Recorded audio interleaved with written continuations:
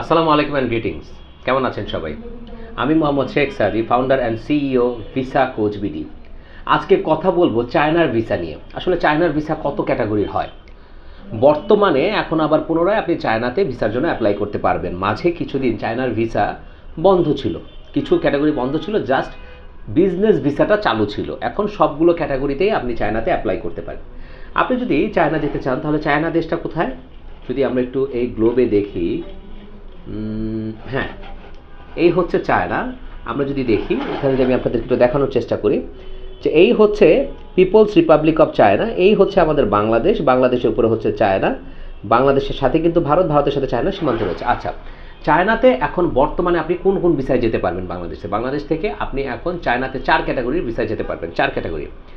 এক নাম্বার যেটা হচ্ছে সেটা হচ্ছে single entry visa. Single entry visa যেটা আপনার যদি ফ্রেশ পাসপোর্ট হয়, অথবা ফ্রেশ পাসপোর্ট ছাড়াও যদি আপনার চায়নাতে ভিজিট না হয়, সেক্ষেত্রে আপনাকে সিঙ্গেল এন্ট্রি ভিসায় যেতে হবে। সাপোজ আপনার চায়নায় ভিজিট নেই, আপনার মালয়েশিয়া ভিজিট আছে, সিঙ্গাপুর ভিজিট আছে, বা ইউরোপের কোনো দেশ ভিজিট আছে, বা ইউকে ভিজিট আছে, বা অস্ট্রেলিয়া ভিজিট আছে, বা কানাডা ভিজিট আছে, বা ইউএসএ ভিজিট আছে, সেই ক্ষেত্রে আপনাকে ইন্টারভিউ দিতে হবে না, আপনি সরাসরি সেখানে সিঙ্গেল এন্ট্রি ভিসার জন্য আবেদন করতে পারবেন। আর যদি এমন হয় যে না, মালয়েশিয়া, সিঙ্গাপুর, থাইল্যান্ড, তারপরে ইউরোপের কোনো দেশ বা অস্ট্রেলিয়া বা আমেরিকা আপনার ভিজিট করা নেই, সেই ক্ষেত্রে আপনাকে ইন্টারভিউ দিতে হবে। সেই ক্ষেত্রে আপনি first time single entry visa পাবেন, অর্থাৎ একক এন্ট্রি ভিসা পাবেন। সেই ক্ষেত্রে আপনার ভিসা মেয়াদ হবে সর্বোচ্চ, আপনি সেখানে 3 মাসের ভিসা পাবেন, আপনি গিয়ে সর্বোচ্চ 1 মাস স্টে করতে পারবেন। এরপরে যে দ্বিতীয় ক্যাটাগরিটা রয়েছে, প্রথম ক্যাটাগরি গেল, দ্বিতীয় যে ক্যাটাগরিটা, সেই দ্বিতীয় ক্যাটাগরিতে আপনি যেতে পারবেন চায়নাতে, সেটা হচ্ছে মাল্টিপল এন্ট্রি বা ডাবল এন্ট্রি। সেই ক্ষেত্রে অবশ্যই 2022-এর পরে আপনার চায়নাতে 2বার ভিজিট থাকতে হবে। যদি সেই ভিজিট থাকে তাহলে সেই ক্ষেত্রে আপনি 2 বছরের মতো, 1 বছর অথবা 2 বছরের ভিসা পাবেন, এবং সেখানে গিয়ে আপনি 1 মাস এবং তার বেশি সময়ও থাকতে পারেন, ইট ডিপেন্ডস। তো সেই ক্ষেত্রে আপনি পেতে পারেন যে ভিসা, সেটা হচ্ছে বিজনেস ভিসা, যেটা হচ্ছে ডাবল এন্ট্রি ভিসা অথবা মাল্টিপল এন্ট্রি ভিসা। তারপরে 3 নাম্বার, সেটা হচ্ছে বিজনেস ভিসা। আপনি বিজনেস ভিসায় যাবেন। আপনি বিজনেস ভিসায় যদি ফ্রেশ পাসপোর্ট হয়, সেই ক্ষেত্রেও হয়। ফ্রেশ পাসপোর্ট মানে আপনার চায়নার যদি কখন না থাকে, সেইটাও হয়। অথবা আপনার চায়নার ভিসা আপনার আছে, আগে আপনি ভিজিট আছে, সেই ক্ষেত্রে আপনি বিজনেস ভিসায় অ্যাপ্লাই করতে পারেন।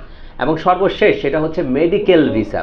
মেডিকেল ভিসা বাংলাদেশ থেকে আপনি অ্যাপ্লাই করতে হলে আপনার সকল কাগজপত্র কী কী লাগে, আপনাদের সিঙ্গেল এন্ট্রি বলেছি আমি, তারপরে আপনাদের ডাবল এন্ট্রি বা মাল্টিপল এন্ট্রি বলেছি, আপনাদেরকে আরেকটা এন্ট্রি কী বলেছি, বিজনেস এন্ট্রি বলেছি, এবং আপনাদের মেডিকেল এন্ট্রি, সবগুলোতেই আপনার পাসপোর্ট লাগবে, পাসপোর্ট সাইজের 2 কপি ছবি লাগবে, আপনার ব্যাংক স্টেটমেন্ট লাগবে 6 মাসের, এবং সাথে ব্যাংক সলভেন্সি লাগবে।